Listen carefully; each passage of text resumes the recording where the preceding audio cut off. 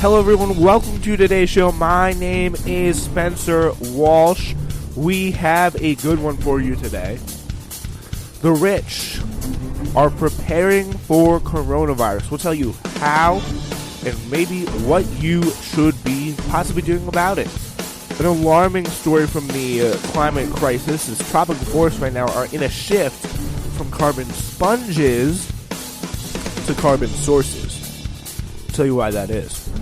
Elizabeth Warren has been urged to help form a progressive front with Bernie Sanders as the big money establishment fuels a Joe Biden surge. But the question is, will the once strong progressive tag team reunite and fight the establishment once again? In every Super Tuesday state with an exit poll, the majority of Democratic voters have supported eliminating private health care insurance. And finally, here's what you need to know about Joe Biden's win. Pretty much all you need to know. Health insurance stocks soared yesterday. So, yeah, that pretty much explains it all in my mind. All right, so yeah, it is Thursday. We are here today for our Thursday show. So we're gonna get right into it. So let's talk about this here. So the new coronavirus knows no national borders or social boundaries, and that means that doesn't mean that social boundaries don't exist, because they always exist. Class boundaries, not necessarily social, but more like class and the amount of money that you have. That always exists. That always will exist, as long as we live in the system that we currently live in. I'm not saying we need to have a communist revolution, but I'm just saying it's reality we have to all deal with. En route to Paris, Gwyneth Paltrow wrote on an Instagram last week beneath the shot of herself on an airplane heading to Paris Fashion Week and wearing a black face mask. I've already been in the movie, referring to her role in the 2011 disease thriller Contagion. Stay safe. So, yeah, Paltrow, she didn't pose with just any mask, unlike, say, Kate Hudson and Bella Hadid, who recently posted selfies wearing cheaper, disposable masks. The Goop founder and influencer of influencers instead offered for a sleek urban air mask by a Swedish company, Erinamum,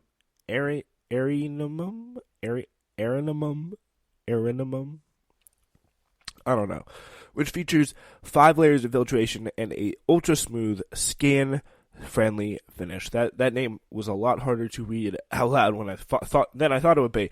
But anyway, never mind. The Surgeon General Jerome Adams begged people to refrain from indulging in mask mania on Twitter last weekend. Priced from $69 to $99, the Erinam mask, which has been popping up on Instagram Stylistas, is sold out on the website until April. The MoMA Design store, which carried the mask, is also sold out. At C.O. Bigelow Apothecaries, a venerable pharmacy in Greenwich Village, the N95 face mask, which can also filter for viruses, have been sold out for weeks, said Justin O'Connor, who works in the store's surgical department. There's a waiting list of 300 people, and they all want these masks. Why? Because they want to protect themselves. They want to protect themselves from the germs the pores are spreading. It's coming. It's bad. A lot of big names come into C.O. Bigelow. They're usually pretty humble, says O'Connor. Now some people are trying to name drop their way into snagging masks. They'll be like, do you know who I work for? But we're never impressed, he said. Yeah, so hopefully he's telling the truth about that, and hopefully just is like there's some coughing regular person just hanging there and like dying, and then like Gwyneth Paltrow or someone of her ilk walks in and's like, here Gwyneth, here's your mask. Like, yeah, so hopefully that is not the case, but yeah, I don't know. Cambridge, a mask company, a British company that uses what it calls particulate filtering layers in military-grade carbon, has seen demand for its $30 mask spike 20 to 30 times normal levels, says Christopher Dobbing, its founder. The rich are sparing no expense when it comes to minimizing their experience with the coronavirus. It's not like it's Ebola or something like that. Jesus Christ. Business executives are ditching first class for private planes.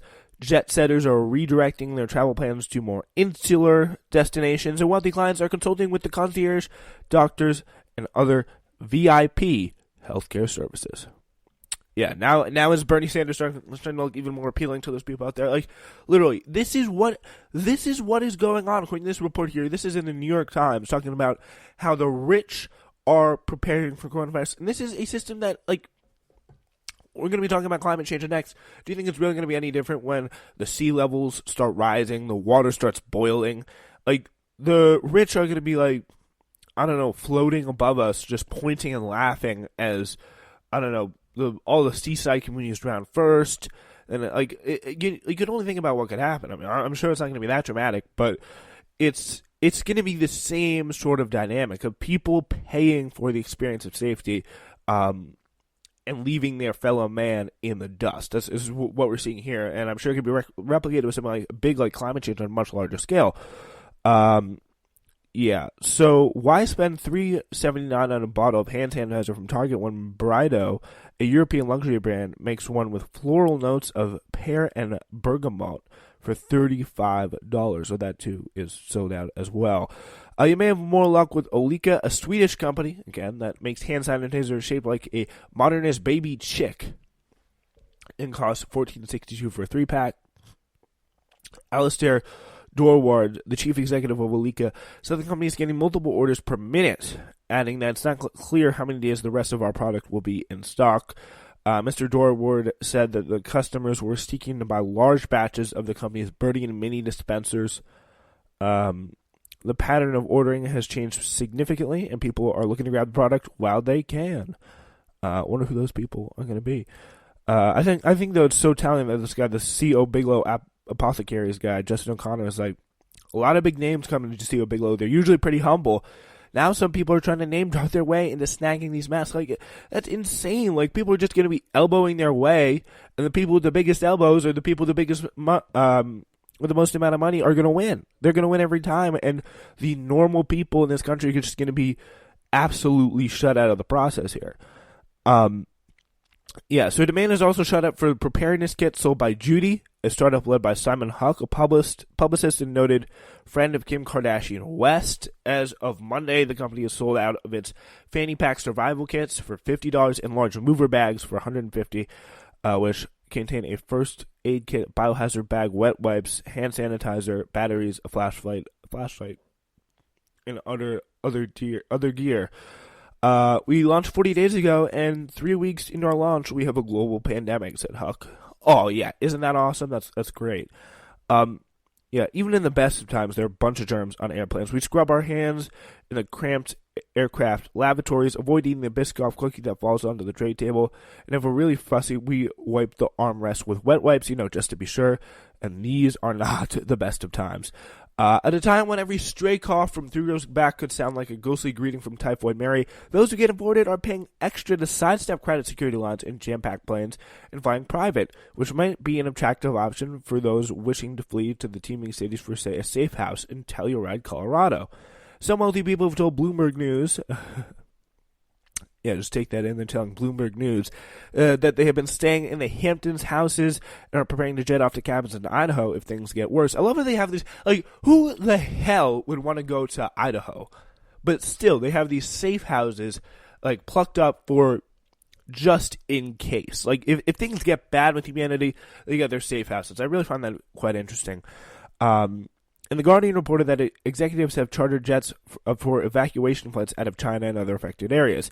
For private jet companies, fears equals opportunity. Southern Jet, a charter company in Boca Raton, recently sent out a limited test marketing email with the tagline, "Avoid coronavirus by flying private. Request a quote today." Just disgusting stuff, really.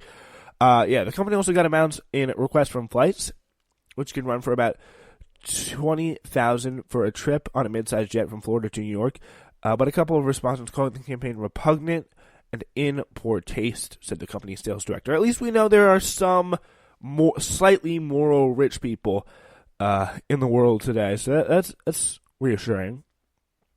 But I mean, at the end of everything, are they not going to take those flights though? I mean, come on here, who are we talking about? Yeah, like when push comes to shove, they'll hightail it out. Yeah, Eric Sanchez says, "We're not attempting to cite fear with this email." But literally, as New York Times said, fear equals opportunity. That's the way it works. We simply want to show the coronavirus may be a serious threat to the public. We are glad we can offer a service that can possibly provide extra safety. Other well-heeled travelers who were planning vacations in affected countries like Italy are opting instead for the seaborne isolation of yachts to lounge in the Mediterranean sunshine far from infected shores. So yeah, seeking refuge in their heavens of luxury here. Jennifer Saya, the president of B&B Yacht Charter in Newport, Rhode Island, said one longtime client, a retired telecom executive, had booked a villa for his family in Florence, Italy for April, but is now chartering a yacht in the Bahamas instead. It totally makes sense, says Ms. Saya. You're keeping your family contained in a small, should-be-clean environment and going from your car to your FBO, fixed-base operator or private jet terminal, to your private jet, right onto the tarmac, and from there, right onto your yacht, and not having to deal with the public. Yeah, they don't have to deal with the public anymore, guys. How great. How sensible is that? You don't have to deal with the public anymore. That's just the best possible situation. Yeah, but where to go? Social calendars of the well-to-do have been thrown into really disarray as art festivals, luxury fairs, innovation-only retreats are postponed and canceled. Last week, the luxury watch industry canceled two of its biggest events of the year, Watches and Wonders Geneva and Basel World. Basel World was founded in 1917 during World War I, and between 1917 and this year, Joe Thompson said, the executive editor of Hodinkee, it has never been canceled. And that includes crises like World War II, the SARS virus of 2003, and other various downturns. So this is unprecedented.